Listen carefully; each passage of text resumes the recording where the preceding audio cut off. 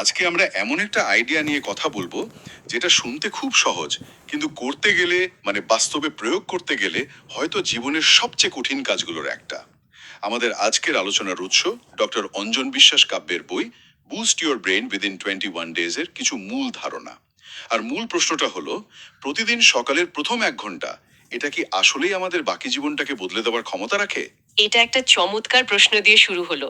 কারণ দেখুন, বেশিরভাগ মানুষই তো সকালকে দেখে কেবল দিনের একটা শুরু হিসেবে। ঠিক। কিন্তু এই উৎসের দর্শন অনুযায়ী সকালটা শুধু দিনের শুরু নয়, এটা হলো আমাদের মানসিকতার যুদ্ধক্ষেত্র। মানসিকতার যুদ্ধক্ষেত্র, এই তুলনাটা বেশ শক্তিশালী। হ্যাঁ, বিষয়টা এভাবে ভাবা যেতে পারে, সকালে আমাদের মনটা না অনেকটা ভেজা মাটির মতো থাকে। ভেজা মাটির মতো? একদম, মানে একেবারে নরম আর গ্রহণক্ষম। আপনি চাইলে তাতে সুন্দর ফুলের বীজ পুঁততে পারেন, যা সারাদিন ধরে বিকশিত হবে। হুম। আবার যদি অবহেলা করেন, তাহলে বাইরের জগতের আগাছা, মানে ধরুন সোশ্যাল মিডিয়ার নোটিফিকেশন বা অপ্রয়োজনীয় দুশ্চিন্তা, এসে ওই নরম মাটিতে শেকড় গেড়ে বসবে। পছন্দটা পুরোপুরি আমাদের। তার মানে আমরা ঘুম থেকে ওঠার মুহূর্ত থেকেই একটা লড়াই শুরু হয়ে যায়। ঠিক তাই। একদিকে আমাদের নিজেদের তৈরি করা ইতিবাচক চিন্তা, আর অন্যদিকে বাইরের পৃথিবীর চাপিয়ে দেওয়া কোলাহল। উৎস বলছে, if you do not take control in the morning, the world will take control for you. একদম। অর্থাৎ নিয়ন্ত্রণটা হয় আমাদের হাতে থাকবে, নয়তো পৃথিবীর হাতে চলে যাবে। আর সেই নিয়ন্ত্রণ নেওয়ার জন্যই তো উৎসটিতে 12টা কৌশলের কথা বলা হয়েছে, তাই না? হ্যাঁ, এবং এগুলোকে শুধু নিয়ম হিসেবে না দেখে আমরা বরং একটা মানসিক দুর্গ তৈরির ধাপ হিসেবে দেখতে পারি। মানসিক দুর্গ, এই ধারণাটা তো দারুণ। হ্যাঁ, আর প্রতিটি সকাল হলো এই দুর্গটাকে একটু একটু করে আরো মজবুত করার সুযোগ। আচ্ছা, তাহলে এই দুর্গের ভিতটা কিভাবে তৈরি হবে? কোন জিনিসগুলো দিয়ে আমাদের শুরু করতে হবে? ভিতটা তৈরি হবে আমাদের ভেতরের মানসিকতা দিয়ে। এর জন্য মানে তিনটি মূল উপকরণ আছে: কৃতজ্ঞতা, নিজের সাথে ইতিবাচক কথা, আর অতীতকে বিদায় জানানো। কৃতজ্ঞতা। হ্যাঁ, প্রথমটা হলো কৃতজ্ঞতা। বইটির লেখক এখানে একটা খুব গুরুত্বপূর্ণ বিষয় তুলে ধরেছেন।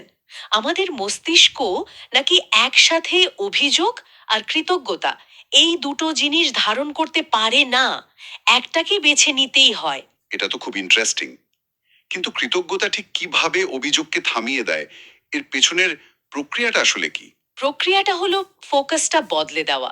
দেখুন, যখন আমরা অভিযোগ করি, তখন আমাদের মন কি নেই বা কি ভুল হচ্ছে সেটার উপর আটকে থাকে। এটা একটা অভাবীর মানসিকতা তৈরি করে। হুম। ঠিক। কিন্তু যখন আমরা সচেতনভাবে এমন কিছু খুঁজি যার জন্য কৃতজ্ঞ হওয়া যায়, হোক সেটা একটা নতুন দিন পাওয়া বা সুস্থ থাকা, তখন ব্রেন সমস্যা থেকে সরে এসে সমাধানের মোডে চলে যায়। আচ্ছা। উৎসের ভাষায় gratitude turns complaining into clarity, মানে অভিযোগের কুয়াশাটা কেটে গিয়ে মাথাটা পরিষ্কার হয়ে যায়।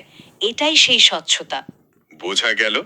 তাহলে ভিতের দ্বিতীয় উপকরণ হলো নিজের সাথে ইতিবাচক কথা বলা। এটা তো আমরা প্রায়ই শুনি, কিন্তু সকালে এর প্রভাব কি আসলেই এতটা বেশি? অনেক বেশি।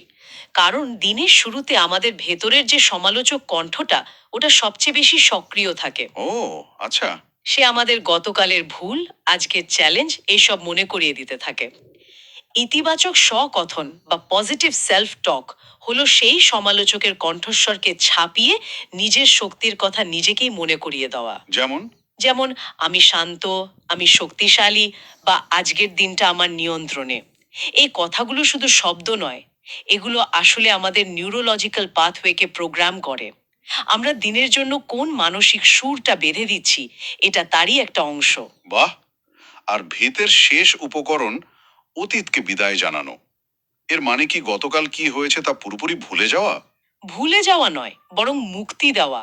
আমাদের অনেকেরই অভ্যাস আছে সকালের চায়ের কাপে গতকালের হতাশা বা রাগ গুলে খাওয়ার।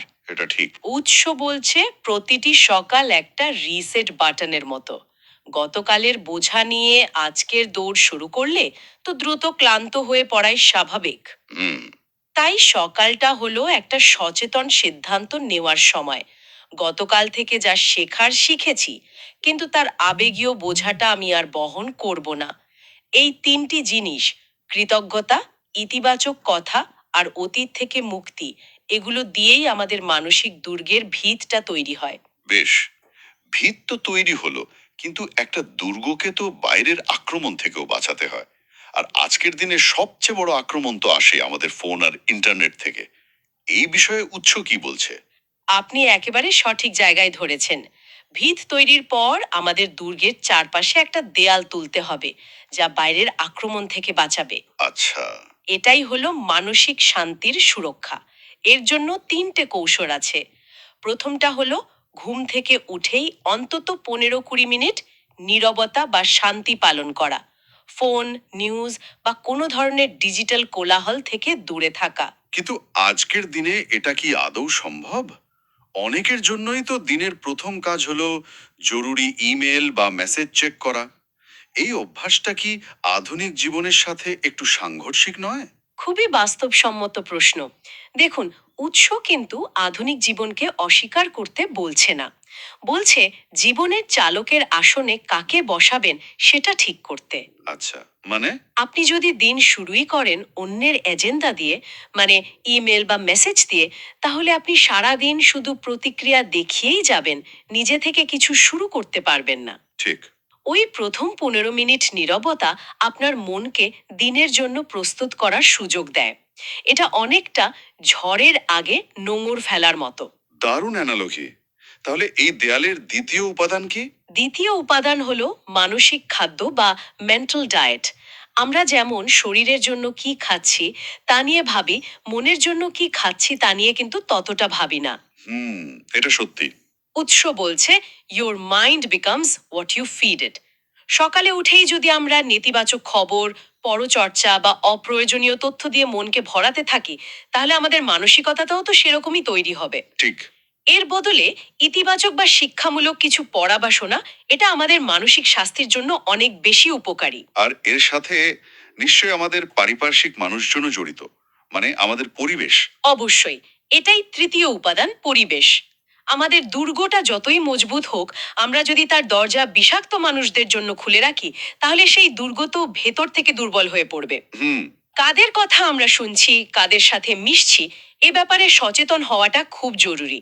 কারণ আমাদের পরিবেশ আমাদের চিন্তা ভাবনা আর ফলাফলের উপর একটা বিশাল প্রভাব ফেলে।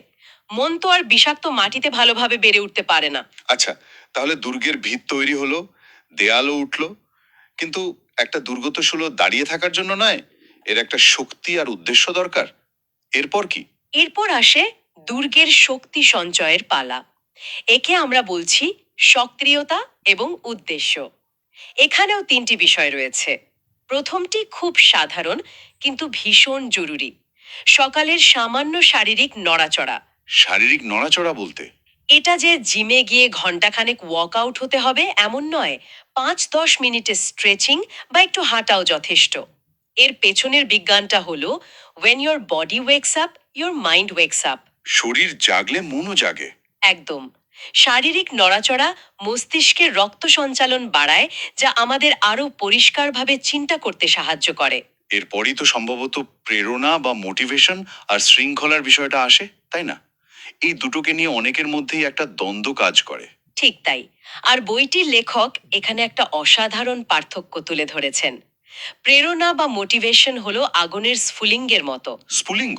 হ্যাঁ, যা হঠাৎ জ্বলে ওঠে আবার নিভেও যায়। আমরা কোনো ভিডিও দেখে বা বই পড়ে প্রেরিত হতে পারি, কিন্তু সেটা বেশিক্ষণ থাকে না। হুম। অন্যদিকে শৃঙ্খলা বা ডিসিপ্লিন হলো সেই আগুন যা সারা জীবন ধরে জ্বলে। এটা আবেগ বা ইচ্ছার উপর নির্ভর করে না। কিন্তু শৃঙ্খলা ধরে রাখাটাই তো সবচেয়ে কঠিন। এমন অনেক দিন যায় যখন মোটিভেশনও থাকে না, ডিসিপ্লিনও কাজ করে না। উৎস কি এই খারাপ দিনগুলোকে সামলানোর কোনো উপায় বাতলি দিয়েছে? খুব ভালো পয়েন্ট। উৎস বলছে শৃঙ্খলার মানে প্রতিদিন 100% দেওয়া নয়। এর মানে হলো, যখন একদমই ইচ্ছা করছে না, তখনও অন্তত 1% দেওয়া। 1%? হ্যাঁ, যেমন ব্যায়াম করতে ইচ্ছা করছে না, ঠিক আছে, শুধু ব্যায়ামের পোশাকটা পরুন। কাজ করতে ইচ্ছা করছে না, শুধু ফাইলটা খুলুন। এই ছোট ছোট জয়গুলোই শৃঙ্খলার আগুনকে নিভতে দেয় না। বাহ। শৃঙ্খলা মানে ভালো লাগার জন্য অপেক্ষা না করে যা করা দরকার তা করা। কারণ প্রেরণা আমাদের শুরু করায়, কিন্তু শৃঙ্খলা আমাদের লক্ষ্যে পৌঁছে দেয়। তার মানে অনুভূতিকে কাজের চালক না বানিয়ে কাজকে অনুভূতির চালক বানানো। আর এই ভাগের শেষ কৌশলটা কি? শেষ কৌশলটি হলো দিনের শুরুতেই নিজের দিক নির্দেশনা বা উদ্দেশ্য ঠিক করে নেওয়া। লক্ষ্য ঠিক করা। হ্যাঁ, লক্ষ্যহীনভাবে দিনটা শুরু করলে আমরা সহজে বিক্ষিপ্ত হয়ে যাই। তাই সকালে নিজেকে দুটো প্রশ্ন করা যেতে পারে: আজ আমি সবচেয়ে গুরুত্বপূর্ণ কোন কাজটি করতে চাই, অথবা কোন একটি কাজ আমাকে আমার বড় লক্ষ্যের দিকে এক ধাপ এগিয়ে নিয়ে যাবে। একটা স্পষ্ট উদ্দেশ্য থাকলে মন ফোকাসড থাকে। একদম। বাহ। তাহলে আমরা দুর্গের ভিত গড়লাম, দেয়াল তুললাম, আর শক্তিও সঞ্চয় করলাম। আলোচনার এই পর্যায়ে এসে আমার মনে হচ্ছে কৌশলগুলো বেশ কৌশলগত বা ট্যাকটিক্যাল। এর চেয়েও গভীর কোনো দর্শন কি আছে এর পেছনে? আছে। আর সেটাই হলো আমাদের আলোচনার শেষ এবং সবচেয়ে গুরুত্বপূর্ণ অংশ। একে আমরা বলতে পারি দুর্গের ওয়াচ টাওয়ার বা পর্যবেক্ষণ চূড়া। Watch tower. হ্যাঁ, যেখান থেকে আমরা একটা বৃহত্তর পার্সপেক্টিভ বা দূরের দৃশ্য দেখতে পাই। এখানেও তিনটি বিষয় আছে: ধৈর্য, সাহস এবং বিশ্বাস। প্রথমটা হলো ধৈর্য। এটা তো মানসিক শক্তি বাড়ানোর ক্ষেত্রে খুবই জরুরি। হ্যাঁ, কারণ এই পরিবর্তনটা তো রাতারাতি আসে না। এটা কোনো ২১ দিনের চ্যালেঞ্জ বা ৩০ দিনের রুটিন নয়। এটা একটা জীবনব্যাপী অভ্যাস। ঠিক। আমরা অনেক সময় ২ দিন চেষ্টা করেই ফল না পেয়ে হতাশ হয়ে পড়ি। উৎস আমাদের মনে করিয়ে দেয় নিজের সাথে ধৈর্য ধরতে হবে। ভুল করার বা পড়ে গিয়ে আবার উঠে দাঁড়ানোর অনুমতি নিজেকে দিতে হবে। এই দুর্গ তো একদিনে তৈরি হয়নি। আর এর পরের পয়েন্টটা, আরামের চেয়ে সাহসকে বেছে নেওয়া, এটা আমার কাছে একটু কঠিন মনে হয়েছে। উৎস বলছে comfort is the enemy of growth, কিন্তু আমরা তো সারা জীবন আরাম বা কমফর্টই খুঁজে বেড়াই। এই ধারণাটা আমাদের প্রচলিত চিন্তাভাবনাকে পুরোপুরি চ্যালেঞ্জ করে। আপনার অস্বস্তিটা একদম যৌক্তিক। কারণ আমাদের মস্তিষ্ক স্বাভাবিকভাবেই পরিচিত এবং আরামদায়ক জিনিস পছন্দ করে। কিন্তু বৃদ্ধি বা গ্রোথ সবসময় কমফোর্ট জোনের বাইরেই হয়। কিন্তু সাহস বলতে এখানে ঠিক কি বোঝানো হচ্ছে? সাহস মানে এখানে পাহাড় থেকে লাফ দেওয়া নয়। সাহস মানে হলো প্রতিদিনের ছোট ছোট অস্বস্তিকে বেছে নেওয়া।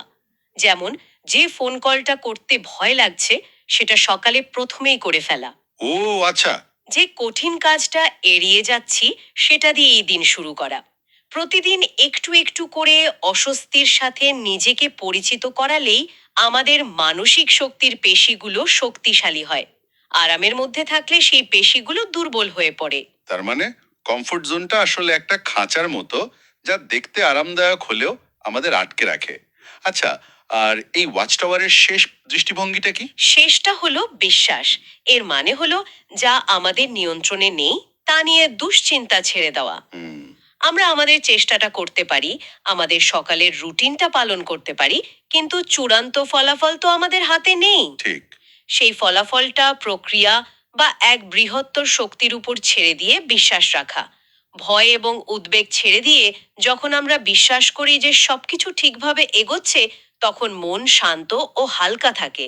এই বিশ্বাসই আমাদের দুর্গের চূড়ায় শান্তির পতাকা ওড়ায়। তাহলে এই পুরো আলোচনার সারমর্ম করলে এটাই দাঁড়ায় যে এই 12টি কৌশল মেনে চলার শেষ লক্ষ্যটা শুধু কিছু ভালো অভ্যাস তৈরি করা নয়, না, বিলকুল না। বরং নিজেকে এমন একজন মানুষ হিসেবে গড়ে তোলা যে জীবনের চাপে হয়তো বাঁকতে পারে কিন্তু ভেঙে পড়ে না। You might bend but you do not break. এই লাইনটা আমার মাথায় গেঁথে গেছে। এটাই মূল কথা। শক্তিশালী মন মানে আবেগহীন হওয়া নয়। এর অর্থ হলো আবেগের দাস না হয়ে আবেগকে বিচক্ষণতার সাথে পরিচালনা করা। হুম। ছোটখাটো ঘটনায় বিরক্ত হওয়া বা অন্যের নেতিবাচক কথায় প্রভাবিত হওয়ার প্রবণতা কমে যায়। আমরা আমাদের মানসিক শান্তির নিয়ন্ত্রণটা বাইরের পৃথিবীর হাত থেকে নিজের হাতে নিয়ে আসি। আর এই প্রক্রিয়াটা শুরু হয় প্রতিদিন সকালে ওই প্রথম ১ ঘন্টায়। অসাধারণ। পুরো বিষয়টা একটা সুন্দর কাঠামোর মধ্যে চলে এলো। সকালটা আর শুধু একটা সময় নয়, মনে হচ্ছে এটা একটা কর্মশালা, যেখানে আমরা প্রতিদিন নিজের সেরা সংস্করণটাকে গড়ার কাজ করি। ঠিক। এবং উৎসটি আমাদের মনকে প্রতিদিন সকালে তৈরি করার কথা বলছে। তবে এখানে একটা গভীর প্রশ্নও তৈরি হয়, যা নিয়ে হয়তো আমাদের শ্রোতারা ভাবতে পারেন। কি রকম? উৎসটি শৃঙ্খলার কথা বলছে, নিয়মের কথা বলছে। কিন্তু সেই দিনগুলোর কি হবে যেদিন এই দুর্গটা কোনো বড় আঘাতে ভেঙে পড়ে, যেদিন মনকে তৈরি করা অসম্ভব বলে মনে হয়? হুম। এটা একটা বড় প্রশ্ন। তখন শুধু নতুন করে গড়ার মধ্যেই শক্তি থাকে না, বরং সেই ভাঙা অবস্থা থেকে পুনরায় নিজেকে গড়ে তোলার প্রক্রিয়ার মধ্যেও এক গভীর শক্তি লুকিয়ে থাকে। সেই শক্তিকে কিভাবে খুঁজে পাওয়া যায় তা হয়তো এই কৌশলগুলোর বাইরে, আমাদের নিজেদেরই আবিষ্কার করতে হবে।